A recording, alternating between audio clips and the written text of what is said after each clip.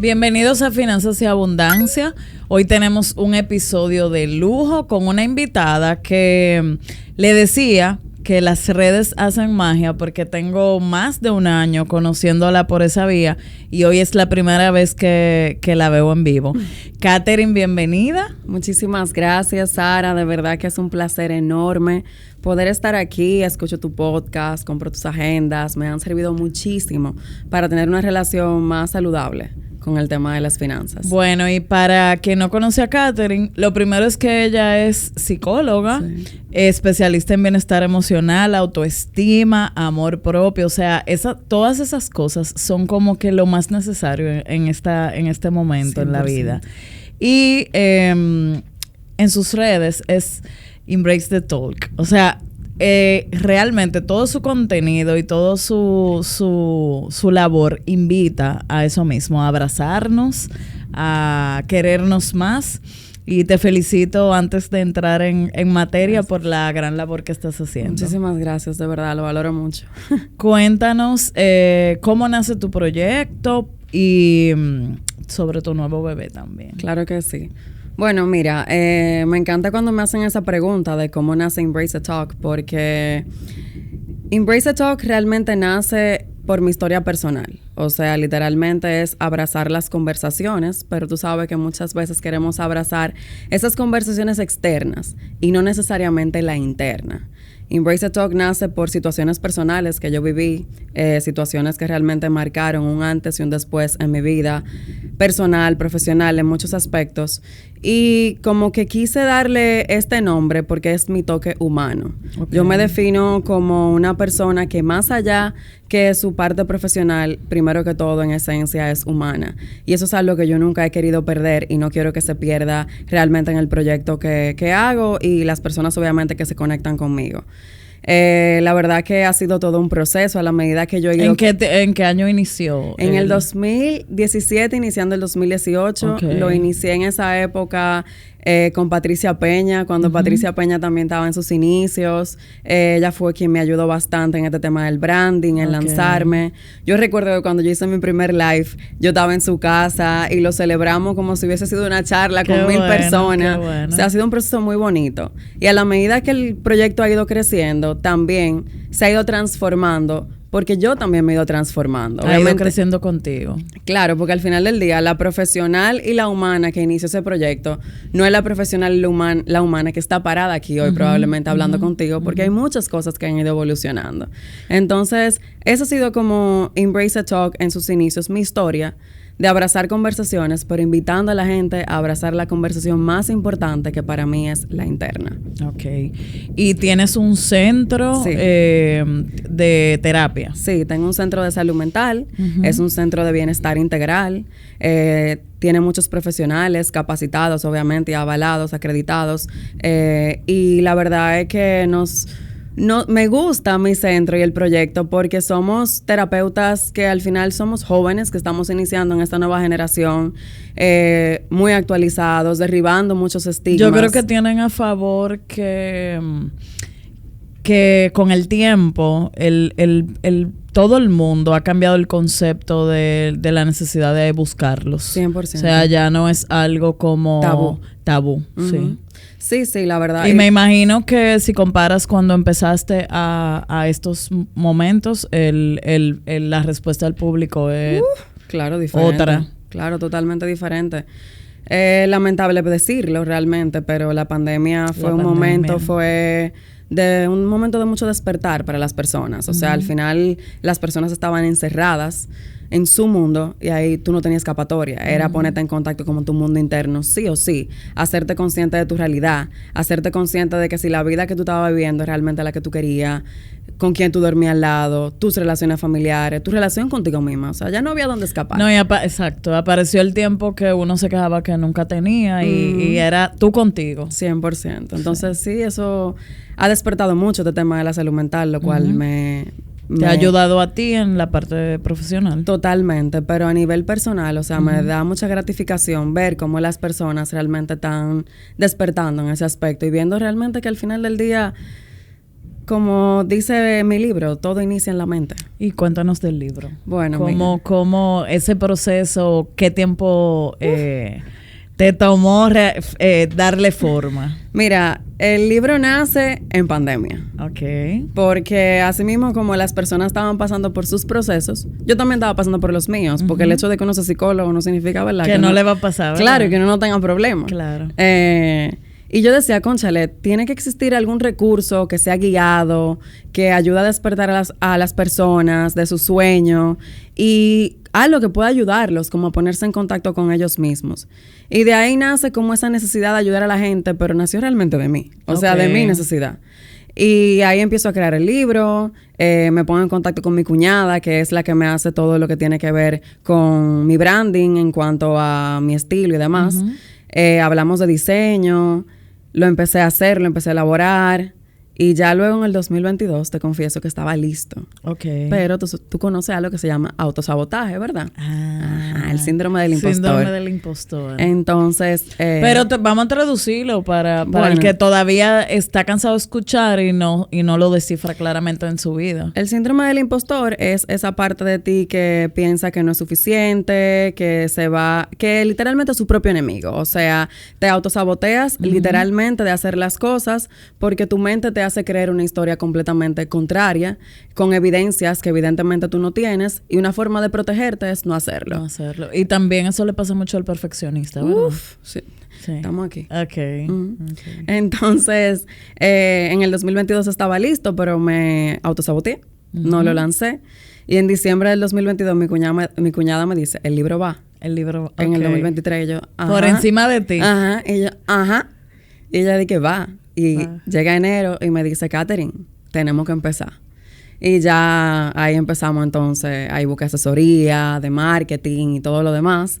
Y nada, el libro salió en el 2023, en abril del 2023 de este año, y ha sido todo un éxito, lo cual ha sido una gran lección de vida, de demostrarme una vez más que no necesariamente todo lo que tu mente crea es real. Ok, excelente. No, de verdad, yo te felicité y te felicito y vamos a mostrarlo. ¿Por qué tú y yo? Tú y yo, porque como todo lo de Catherine, ¿verdad? Es contigo, abrazar contigo. Y cuando tú te miras en el espejo, ¿quién está ahí? Okay. Tú y yo. O sea, al final es a ti que te estoy viendo. Entonces decidí ponerle ese nombre porque pienso que la relación es contigo antes que con cualquier otra persona. Okay. Y porque todo inicia en la mente es porque yo pienso que de la mente emana la vida. Y que si al final tu mente no está bien, tú no vas a tener una vida probablemente como la estás deseando para ti. Entonces, qué mágico y qué bonito cuando tú puedes ponerte en contacto con tus pensamientos, con tus emociones y empezar a buscarle la forma para que puedan jugar a tu favor y no en contra. La verdad es que te felicito porque literalmente tu mente puede ser, yo lo digo mucho, tu mejor amigo o tu peor enemigo. Para las finanzas también, para todo, porque así como tú dices, tenía el libro y no lo lanzaba. ¿Cuántos emprendedores tienen proyectos, tienen preparación, pero nunca se sienten suficientes y se van castigando? O tú sientes que no tienes derecho a negociar, que tú no... O sea, como que te estancas literalmente por no...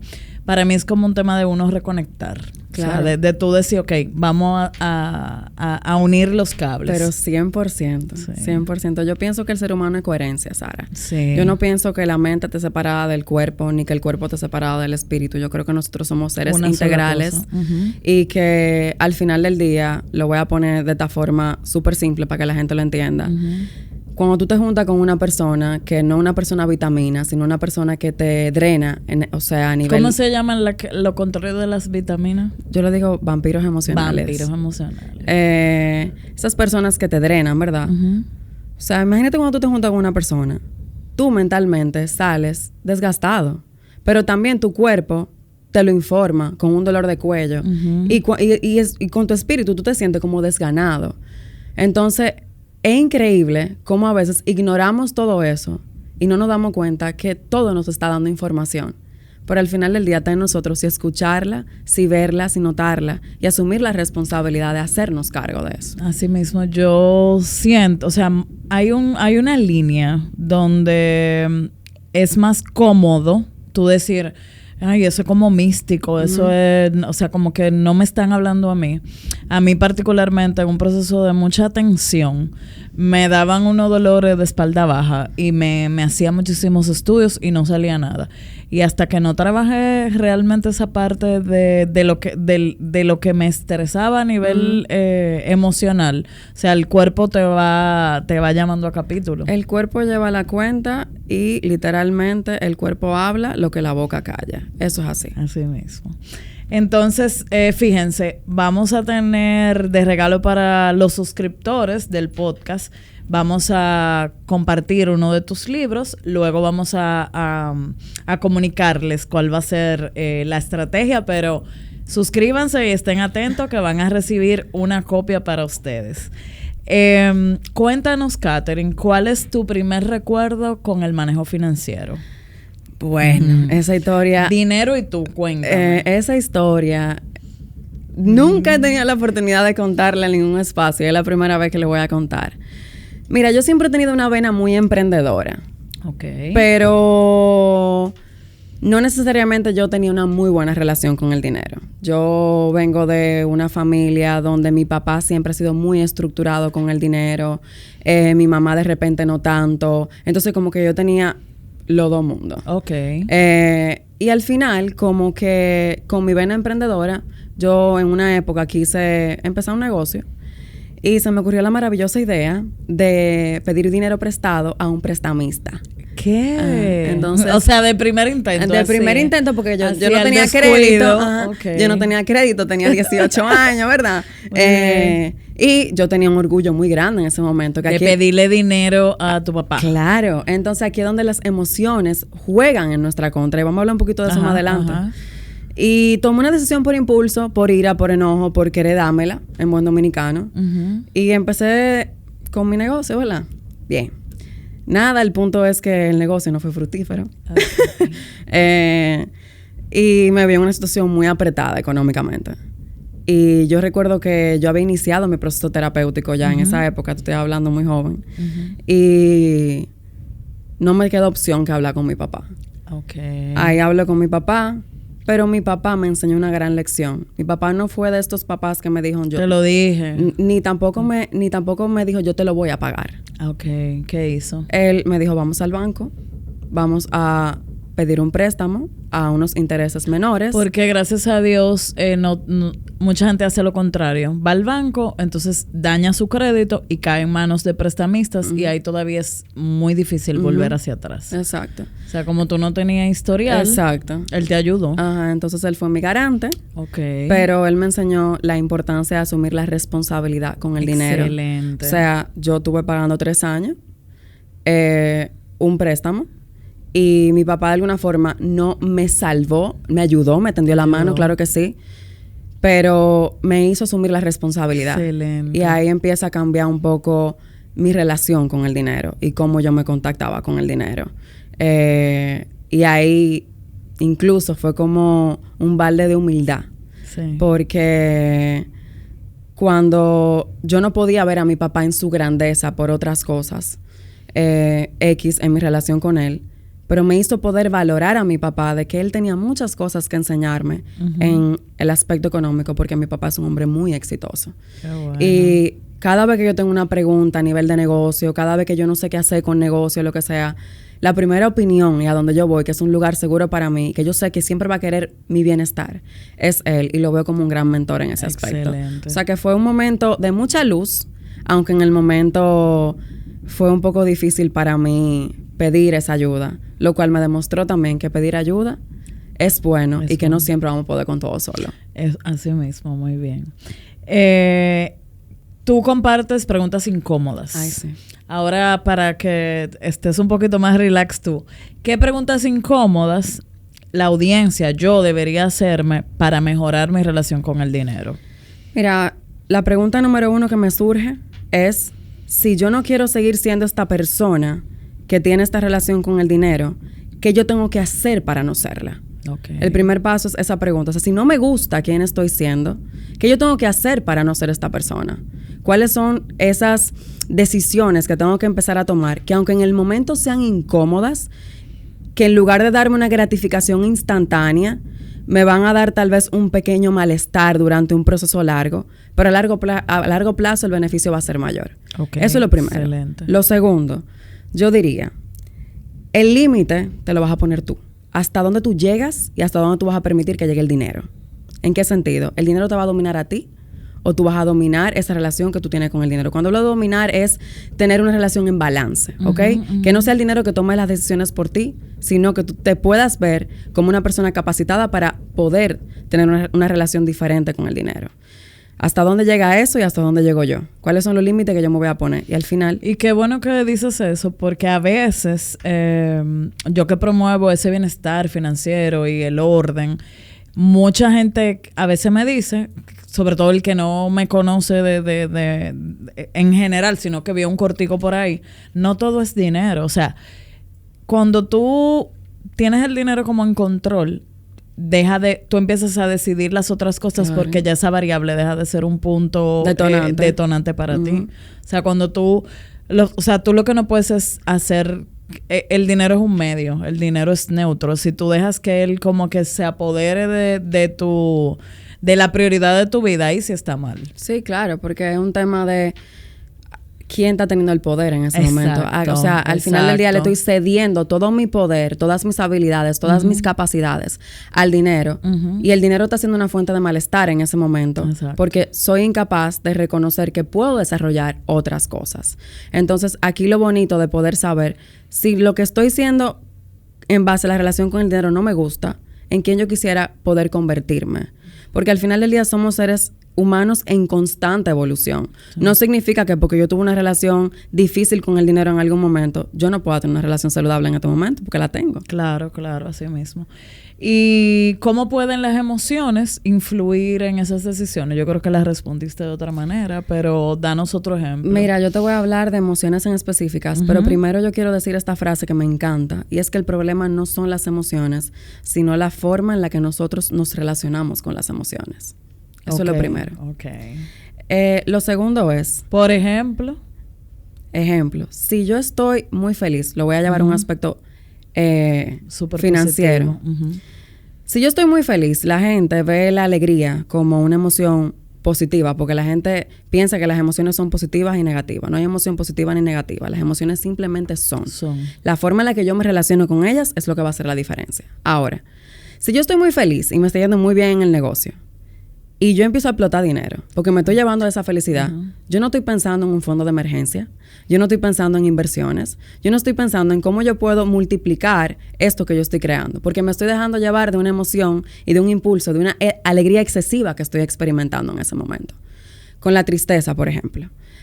Te sientes muy triste, vas al mall, al centro comercial, y empiezas a comprar compulsivamente para drenar lo que tú estás sintiendo con la tristeza. ¿Qué pasaría si en lugar de tú hacer esa acción de irte a comprar compulsivamente, te sientas contigo a sentir tu tristeza y ver qué es lo que está pasando? Como que lo saludable es eso que sientes, vívelo, procésalo, en lugar de ignorarlo, disfrazarlo o ignorarlo. 100%. Y es como que, fíjate... O sea, sin tampoco como que castigarte. Sí. O sea, como que tampoco quédate ahí en ese látigo. 100%. Es que... Ay, mira, yo creo que... Es difícil. Sí. Claro, porque aquí uno está hablando aquí muy bien, pero... Claro. Porque tú le dices a una gente triste, no te castigue, no sé cuánto. Vive tu tristeza sin castigarte. Claro. Mira, ¿sería eso? Vive tu tristeza. Ve a ver cuál es el mensaje que te quiere enviar esa tristeza. Es como cuando llega la ansiedad. La gente, cuando experimenta ansiedad, siente que se le va a acabar el mundo. Pero la ansiedad es solamente una mensajera que te está dejando saber que algo no anda bien. Entonces, ¿cómo tú vas a ver esa información? Es un tema de cómo me relaciono con eso que estoy sintiendo. Y en cuanto a lo financiero, por ejemplo, ¿tú sabes cuánta gente que ha tomado... Y le pasa a gente, perdóname, que no sabe identificar mira, yo lo que estoy es triste y quiero comprar, pero yo lo que no me siento, o sea, me siento triste. Sí, pasa. Es que el primer tema es del autoconocimiento. Exacto. Es que sin autoconocimiento, o sea, para mí el primer paso para un proceso de sanación es el autoconocimiento. Y por eso es que la psicoeducación en terapia es muy importante. Porque el paciente no va a identificar qué es lo que le pasa hasta que no se conozca. Claro. Hasta que no vea cuáles son los detonadores. Entonces, por eso es importante navegar. Por eso es importante el contacto contigo.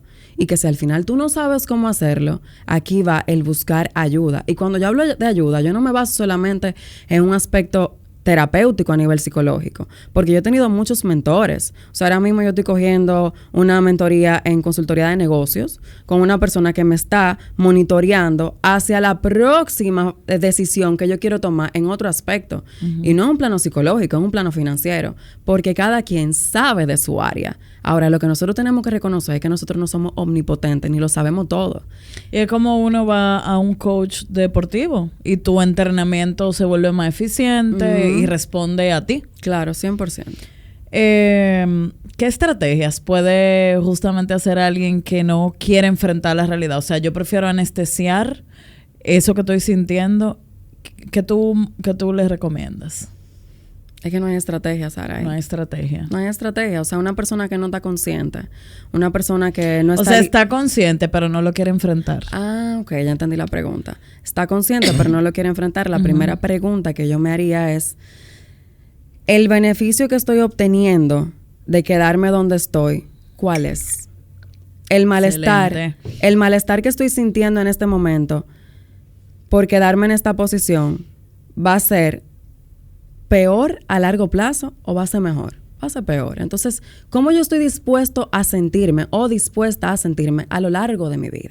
Y también, o sea, me pasa mucho a mí que me dicen, estoy sentado aquí, pero yo no quería hacerle frente a los números.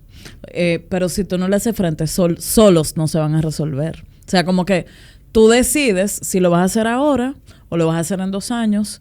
O como me pasó esta semana que alguien me dijo, tenía 2 años por venir donde ti y no lo hacía porque no quería enfrentar mi realidad. Y tú sabes qué pasa con eso también, que la gente no necesariamente ve la parte de invertir en ellos mismos como una inversión. ¿Por qué? Pero quizás lo hacen con un amigo, por ejemplo, con un enamorado. Claro, hablemos de negocio, una persona emprendedora. Una persona emprendedora ve una gratificación instantánea a la hora de ver todo su proyecto súper decorado, súper lindo, pero no está pensando en que necesito quizás una mentoría en otras cosas que aunque no ve una gratificación instantánea en el momento, a largo plazo, ¿cuál va a ser el beneficio? Claro. O sea, quizás a veces toca no poner la florecita e irme a invertir en otra parte, que sí me va a generar el yo poder no comprarme una florecita. O el que invierte en las redes claro. Y luego no tiene un fondo de emergencia. Exactamente. Que no todo lo que vemos en las redes es real.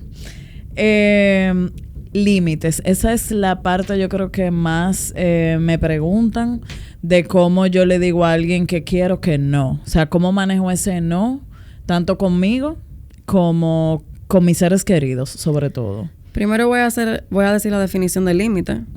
Los límites son esa frontera necesaria, o sea, cuando es necesaria es que es una necesidad, para salvaguardar tu espacio físico y emocional y desarrollar tu autonomía, tu independencia, tu autoconocimiento. ¿Qué pasa con los límites? Nosotros venimos de una sociedad que obviamente desde que somos pequeños no necesariamente nos enseñaron a la importancia de poner esos límites. Nos enseñaron que ser solidarios es siempre estar disponible, es siempre decir que sí. Pero ya vemos en un momento de nuestra vida adulta, responsable, que hay cosas que no son funcionales. Y si no estás ejerciendo una función saludable en este momento, quizá es la hora de resignificar muchas cosas. Entonces, yo quisiera decirte, y al que me oye, que no vas a sentir culpa a la hora de poner límite. Eso no es real. O sea, tú vas aprendiendo por qué es necesario poner estos límites, para qué lo estás poniendo, cuál es la finalidad de ponerlos, pero sobre todo, más que hacerlo al exterior, ¿Por qué tú tienes que empezar a ponerte límites personales tú? Porque yo no puedo pretender que una persona vaya a respetar mis límites personales cuando yo todo el tiempo los estoy negociando. Cuando yo digo que yo no voy a trabajar los fines de semana o que no se contacten conmigo después de las 6 de la tarde o que yo no respondo mensajes a las 6, pero me escribe una persona y yo estoy respondiendo. Entonces, ¿dónde está la coherencia ahí? Entonces, ¿cómo manejar ese no? Primero pregúntate antes de poner el límite. Y ojo aquí, para poner límites hay que enojarse. Eso o sea, cuando tú ibas hablando, yo me he imaginado varios escenarios y decía, cónchale, pero en algún brinco de eso uno siente rabia. Claro. O sea, no es que tú dices, hoy voy a amanecer y tú lo vas a poner un límite. Ajá, no, o sea, tú te sientes mal, claro, y luego entonces lo pones. Claro. Es un tema de, y aquí voy. Y esto me encanta siempre como hacer esta puntualización. Las emociones siempre se validan. Ahora, la acción y la reacción que tú decidas tener con esa emoción es lo que va a hacer la diferencia. Okay. Porque yo puedo enojarme con esa situación, pero yo tengo la opción, muy coloquialmente, de darte una galleta o de irme a sentir qué es lo que me pasa, qué fue lo que me molestó, ponerme en contacto con eso, autorregularme, irlo a drenar hasta en el gimnasio con pesa y después entonces yo me siento contigo y tengo la conversación. Pero antes de tener la conversación, yo tengo que validarme a mí misma por qué yo quiero poner este límite y para qué lo puse. Entonces que quizá ayuda mucho no ser impulsivos. O sea, como que mientras más tú eres capaz de... Asertividad. Exacto. Asertividad. Exacto. Es que hay una diferencia entre ser una persona reactiva y una persona asertiva. Una persona asertiva se va a enojar, pero va a saber cómo poner ese límite de una forma saludable. Y una persona reactiva va a reaccionar y no necesariamente va a poner un límite de una forma saludable. Y lo que va a crear es un conflicto mayor. Exacto. Entonces, vuelvo a la pregunta inicial. ¿Quién quiero ser para mí y para las relaciones? ¿Quién quiero ser para mí y para todo lo que me rodea? Si no me está funcionando ciertas cosas, ¿qué voy a hacer para cambiarlo? Y saber que el proceso de crecer y de llegar al bienestar tiene mucho malestar de por medio. No hay bienestar sin pasar por el malestar. Eso es así. Claro. Qué contradictorio, porque sobre todo las redes nos venden soluciones mágicas. Con lo financiero es como si te dijeran... crea ingresos pasivos y no trabaja, y te venden incluso, yo estoy en la playa, no sé qué, pero por ejemplo, si tú dices, Sara, me voy a dedicar a vivir de mi libro, tú te tomaste un tiempo de trabajar creándolo, no es que el libro solo se publicó. Y que hubo mucha inversión detrás de eso. Exacto, hay una inversión, pero tú a veces quieres comparar el hecho de que, mira, fulana publicó un libro y ella está aquí y está vendiendo su libro automáticamente. O sea, todo necesita un trabajo. Claro, y es que vivimos en una época donde todo es rápido. Sí. Donde donde todo es instantáneo. Tú mandas un mensaje y te llega. Tú mandas un correo y te llega. Un like. Ajá. Tú pides algo por pedidos ya y te llega. Amazon te llega. O sea, no hay que ir al súper, te llega también. Exacto, es como que todo es fácil. Pero eso no es la vida. O sea, primero hay una disciplina que hay que desarrollar. Hay un sentido de pertenencia que hay que desarrollar. Hay un autoconocimiento que hay que desarrollar. Y sobre todas las cosas, saber que no es cierto que todo lo que vemos en las redes sociales es así y es real. Tenemos que ser celosos, cuidadosos con el contenido que consumimos. Porque eso tiene un impacto muy importante en ti mismo, en tu salud mental, y saber que tú puedes utilizar a una persona como inspiración, pero no para compararte, porque tu competencia no es con la persona, tu competencia es contigo. Así mismo. Y yo pienso que al final es un tema de crecimiento personal y un tema de yo saber que lo que yo quiero va a llevar trabajo, constancia, disciplina, y que la disciplina vence la motivación. Porque la motivación te va a durar 4 días. Excelente.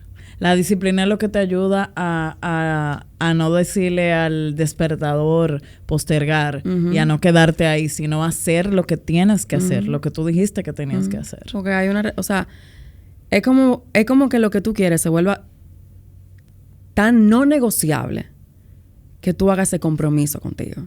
Y que ese compromiso no se sienta como que es una esclavitud. Exacto. Sino que sea un compromiso desde la libertad. Desde que tienes el poder de elegir. Porque para mí es el poder más grande que tiene el ser humano. Yo veía un meme en estos días que decía así como al final del día, qué cansancio tengo de trabajar, pero qué bendición que estoy trabajando cuando tanta gente no tiene cómo sentir este cansancio. Sí, yo creo que la vida se trata de la perspectiva. Claro. Yo siempre le hago como esta referencia a mis pacientes de cambia la pregunta. ¿Por qué a mí? ¿Para qué a mí? ¿Para qué a ¿Por mí? qué me hicieron esto? ¿Para qué pasó esto? ¿Cuál es la enseñanza detrás? Me siento explotado. ¿Qué me está queriendo decir el cansancio? O sea, todo es como tú te haces la pregunta. Uno te lleva a el victimismo y otro te lleva a la responsabilidad. Y cuando hablo de responsabilidad, no es esa responsabilidad que te enseñan en el colegio ni en tu casa. De toca, sino de que tengo que, de que qué puedo hacer para ese camino hacia donde yo me quiero dirigir. Desde la libertad. Desde la libertad. O sea, tú tienes esa libertad. Sí. Cuéntanos cómo yo puedo evolucionar hacia una mentalidad de abundancia desde esa especie de programación. O sea, cómo yo me permito, porque hay mucha gente que es otro escenario que entiende que tiene que estar atado a esa escasez. O sea, cómo yo me permito dirigir mis pensamientos hacia la abundancia, hacia esa sensación de bienestar financiero. Claro que sí. Mira, yo te voy a regalar una de las enseñanzas más grandes que me ha regalado mi terapeuta, y es la capacidad de poder construir una historia más grande. Hay veces que nos quedamos con la historia más pequeña, y es que esa historia más pequeña es esa donde quizá yo crecí en una casa donde me limitaron de muchas cosas financieramente o hubo mucha escasez y yo me quedé con esa mentalidad y esa programación, como tú le dices, pero no estoy ejerciendo ninguna funcionalidad porque no estoy disfrutando de la vida, no estoy encontrando ese equilibrio y ese balance. Y me estoy dando cuenta que no me funciona. ¿Qué puedo hacer para resignificar eso? ¿Cuál es el aprendizaje que me deja esta historia más pequeña? Pero ¿cuál es la parte de una programación diferente que me puede regalar una historia más grande que yo quiero construir? Entonces, es un tema también de cuando hablo de historia, de saber que buscar ayuda es importante, porque muchas veces para resignificar estas partes de una mentalidad de abundancia diferente, viene mucho esa programación de tu historia de infancia, de tu adolescencia, y quizás todo eso por una forma de protegerte inconsciente no te deja avanzar a lo que tú quieres avanzar. Entonces, ¿qué significaría para ti buscar ayuda para empezar a resignificar esa historia pequeña a una historia más grande? Excelente, yo creo que nada que agregar para dejar ese mensaje tan poderoso, que te agradezco muchísimo. Y sé que tienes el tiempo muy limitado, te agradezco muchísimo que estés aquí, espero que puedas volver en alguna otra oportunidad. Tú quieres. Señores, compartan este episodio, como ustedes vieron, es toda una joya vamos a hacer de tarea esas preguntas que nos van a ayudar a avanzar y aplicar todo ese mensaje poderoso que tú tienes. Te deseo mucho éxito. Gracias. Y de verdad, gracias. No, gracias a ti, un honor de verdad, y muchos éxitos en todo lo que sigas haciendo, que aunque tú no lo creas, tú estás ayudando a mucha gente, empezando por mí. Ay, gracias. Bueno, gracias a ustedes también, y a Hatsu y a Domex por permitirme desarrollar este episodio.